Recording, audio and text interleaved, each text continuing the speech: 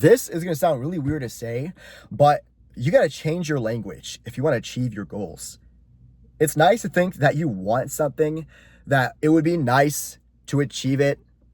But the second you think that or even say that, you're shooting yourself in the foot.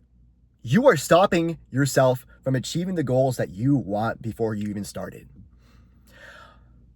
I thought about this because I had a conversation with my client. And through our coaching, I picked up on something. His language. First I looked at his consistency. He's been doing most of his workouts, doing most of the stuff. But he ran into an issue. He ran into a wall. He said he's been lacking motivation. He said he's been missing out on workouts because he just doesn't feel motivated. But the real issue that I noticed was that in his language, he was stopping himself from becoming the man that he wants to become simply by stopping himself. He always says, it would be nice to achieve that goals. I will try, or yeah, that'd be nice. I would want that. But up until a week or so ago, he hasn't been obsessed with the results. He hasn't said, I need this change. And since he didn't need it at the time, his results followed. Whenever his mind told me he didn't want to work out, he didn't work out. Whenever his mind told him to not weigh himself every single day, he didn't weigh himself every single day. Whenever he felt unmotivated or tired or whatnot, he listened to his body. He listened to the comfort. His old identity, I swear to God, it was like his old identity was crawling up and pulling him back down. Like a crab trying to escape a bucket full of crabs, and all the crabs pulling him back down. And it was just shocking to see, because I forgot about my own story and how I was just like that 3 years ago, maybe even last year or 2 years ago. I'm still not perfect, but 3 years ago when I first started lifting, I was in a position where I made no progress during my first 8 months. I thought I was doing everything right. I was going to the gym, being as consistent as possible. But while I had so many weeks where I was being consistent, going to the gym 6 times a week, there's also many weeks, now that I think about it, where I wasn't being consistent, where I was working a job at a PT clinic where I was on my feet all day, talking to people all day. So I'd come home tired, sluggish, especially since I was only getting 3, 4, 6 hours of sleep a day. So definitely not enough. So when I came home, I would pass out in my bed and wake up all tired and groggy, still in my work clothes. It was at a PT clinic, so I was in chinos, dress shoes, and a polo shirt that, I didn't want to get into my gym clothes. I felt too sluggish and tired. I was telling myself things like, oh, I'm hungry, I should go eat. Or, maybe I should go work in my music business I was working at the time instead. That'll keep me productive, right? Just my mind was just, oh, I need a break. My mind was playing these, was just trying to pull me back into my old identity. I wanted to chase my new identity of the man who was in shape, was confident, had high energy daily, but constantly I was shooting myself in the foot because I never really needed it. I wasn't obsessed over the results. It was a nice to have for me. I wanted it, but I didn't need it. And it wasn't until I started obsessing over the results, obsessing over getting the body that I wanted, obsessing over tracking my food for a bit, obsessing over making my new gym split, one that I can actually be consistent with, and obsess over making changes with my life to align with that of the man I want to become, was when I started seeing results. It wasn't any sort of magic. It wasn't any sort of that. It was just me changing my language, me understanding that this is the life that I want to live. So I need to get resourceful. I need to make progress. It's not I want to make progress. I need it. And I know that with my client's new language, that he's gonna make a lot faster progress than he has been these past couple weeks. He's been on and off in the gym for the past 5 years. So it's gonna be hard, but I know that we can do it together. And I know that with his language being changed, his obsession now, he's in a very similar position as I was in 3 years ago. So it's very eye-opening, to say the least, because it's hard to think back at that time. But as ambitious men, we have goals, right? And every time we make promises to hit these goals, and we want to play it safe by saying we want it, having one foot out the door, one foot in, we're stopping ourselves before we can even start, before we can even make big progress. We're playing it safe. You need a little bit of risk. You got to have that faith in yourself to know that either A, you will succeed, or B, you'll find a way to succeed. Sure, you might fail. Sure, things won't be perfect. Sure, you're not going to feel like doing it all the time.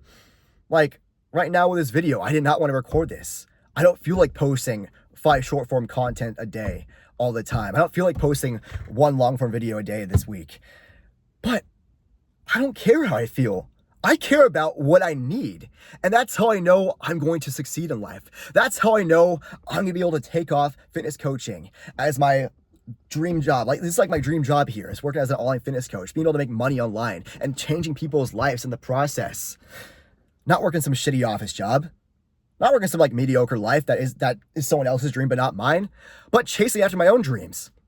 And that comes from obsession, because obsession beats feelings.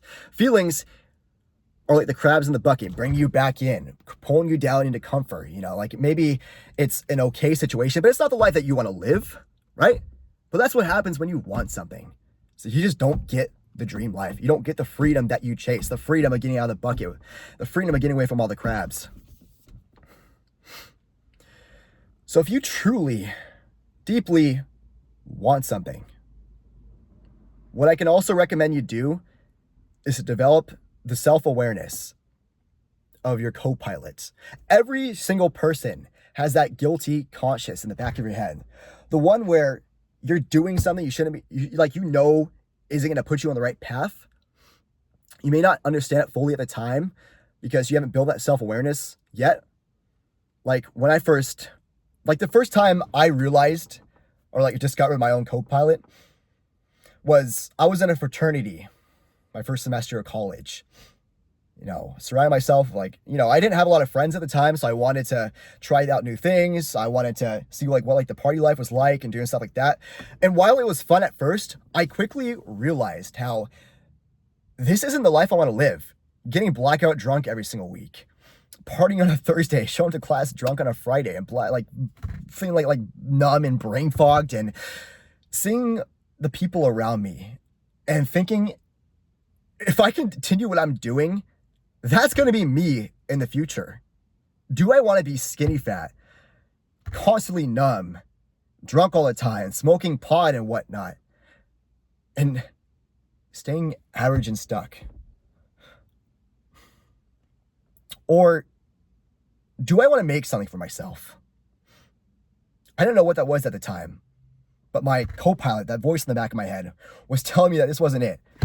I didn't realize at the time, but after that one realization, where I realized that this isn't for me, this isn't my kind of crowd, this isn't the man I'm supposed to become, playing into that identity thing, because identity is so important. And if you want to find your identity, you got to listen to your co-pilot, the voice in the back of your head, to realize when whatever you're doing, whether it's correct or not.